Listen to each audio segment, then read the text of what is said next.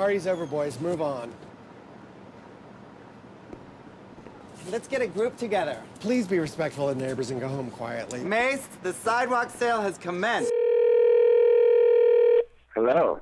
Hello, Jesse. Welcome to the show. Hi, Michael. Thanks. I wanted to talk to you because we came from the same neighborhood, and I remember you telling me stories about times when you've been bullied. Based on that, I think it has really inspired your writing. Is that correct? Mm-hmm. Yeah, I've written stories. Yes, that's true. Everything I do, actually. Tell me a little bit about your growing up in Beaverton. Sure, yeah. It's a happy topic, of course. But no, I certainly, growing up, I didn't even know what gay really was, but everybody else at school did. We didn't have any representation. I think it's probably still illegal for teachers to talk about what homosexuality is and that it's a viable sort of lifestyle. But when I was, 11, 12, in junior high school, I was actually going to Fowler Junior High School, which was in Tigard, Oregon, which is just right next to Beaverton. And I was just beaten up every day and really abused, and sort of changed my personality, and would wear my winter coat to school every day and just try to hide and disappear, and made elaborate plans to kill myself. But this was pre-Columbine, but I had the same idea too. I wanted to kill everybody there and then go out myself too. But my parents actually went down to school to try and change things, but they couldn't, and the school did nothing for me. And my parents put our house on the market and moved away to Beaverton. So. And did that change anything? Did things improve? Things were a little better.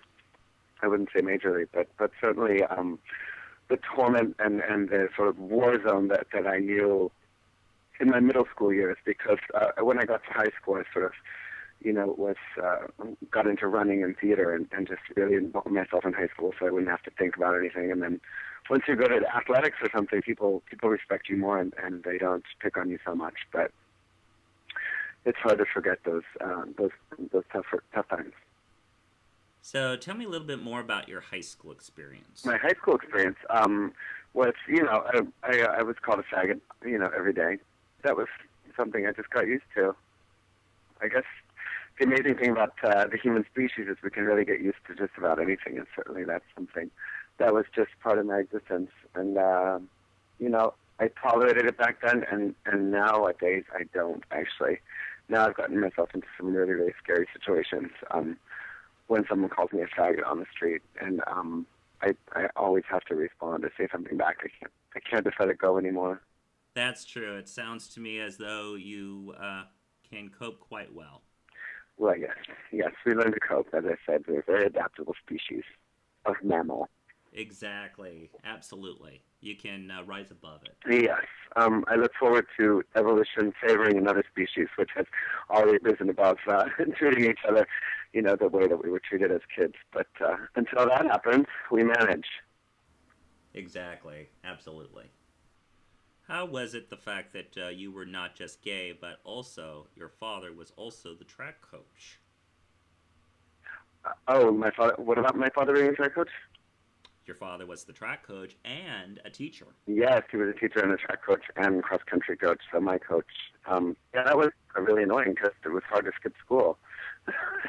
Everybody would be like, where's the kid? So yeah, I tried to avoid my father in the hallways. And, certainly being the track coach, he was a bit baffled by my, naturally feminine sort of way of walking and talking. And, but he was cool. He handled it all right. It was just the kids.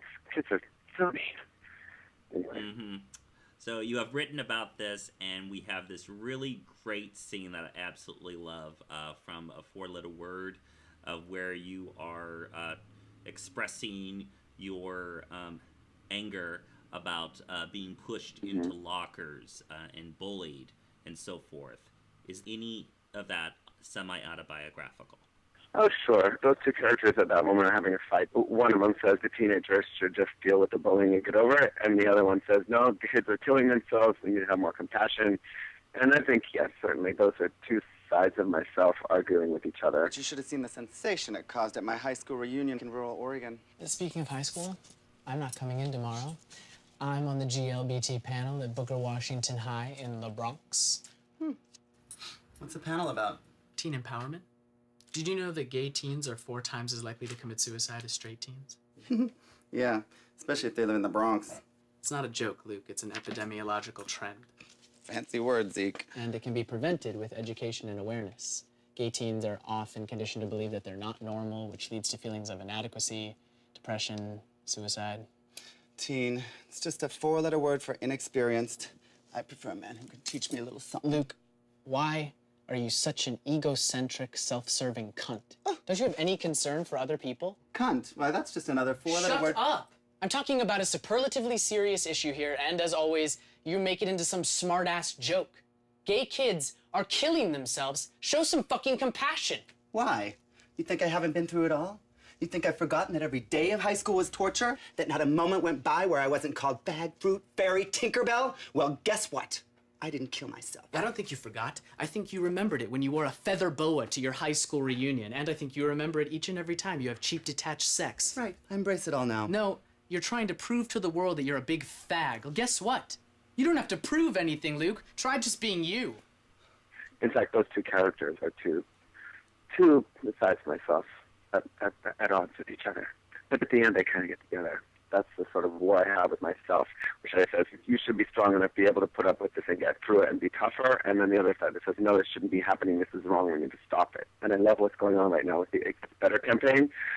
So all these people coming forward, because certainly the media has brought it to light, but it's great that it's getting all this attention now. And I've been meaning to do a video myself, and it's just a little close to home. And also, I'm not sure that it does get better. Sometimes it gets worse, you know. Then you discover that you're gay and that this word that they've been calling you faggot is true, and then you tell your family, and they're like, oh, by the way, you're kicked out of the house. So, you know, sometimes it doesn't get better. It gets worse. Mm-hmm. So, I don't know. I have conflicting feelings about that. Well, that's true. I agree with that. But also, it makes you stronger. It really helps your coping skills. For sure. It gets better, it gets worse. It gets better, it gets worse. It's like a little rocky road there. But, yeah, you make your own life, and you make your friends your family, and I guess a fabulous life is the best revenge. So. Exactly, a fabulous life and a good support system, and you will always be able to find a support system. You're always going to be able to find supportive friends, and you just need to continue living for it. That's right, yeah. Are you planning on making It Gets Better video? Yeah, I just mentioned that I've been planning on doing one, and I'm not sure how to go about it, because my first instinct is I really want to make people laugh. That's why I write. And this is just a little too serious for me to make light of it. So I'm just not sure what I'm going to do, but I do want and plan to create a video, yes. Jesse, is there anything else that you would like to bring up? No, I'm good. Hello to you in Seattle. Actually, speaking of it, It Gets Better, it was actually started by Dan Savage, who lives right here in Seattle. Yes, a Seattle boy. And you should definitely read his column, Savage Love. Yes, absolutely. Right now, you're currently touring for Violent Tendencies, your new film. It's called Violent Tendencies. It's starring Mindy Cohn, who was Natalie in The Facts of Life, and she plays the world's oldest fag hag, Violet. How's it been going so far? Really well. Everybody's laughing in the right places, and it has a good message, I think, at the end. I mean, it's really fluffy and totally raunchy, and, you know, and I've been having a great time with it. It's great to see your work come to life on screen. Incidentally, did you hear about the Beaverton school teacher who was suspended for discussing gay marriage in class? Yeah, I did, actually. He got reinstated, right? Yes, he was reinstated. What happened was a student asked him if he was married.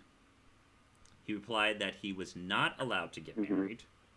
So the student told his parents, and these are the same parents who actually complained about the teacher's clothing being tracked. Yeah, they need to get out of the 97223. But not unexpected. What do you do when you have a bunch of kids asking questions? I don't know. I would tell them the truth. That's probably why I'm not a teacher. Exactly. So it's everything all helped in the long run. Yeah.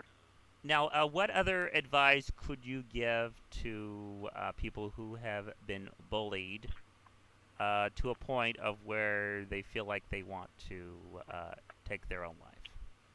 Well, I would say use your imagination other ways. And I guess my most important piece of advice would be make plans for the future when you're free of the bullying and realize that the world is a much bigger place than where you are now. And also try and find friends that are like you, because you're not alone.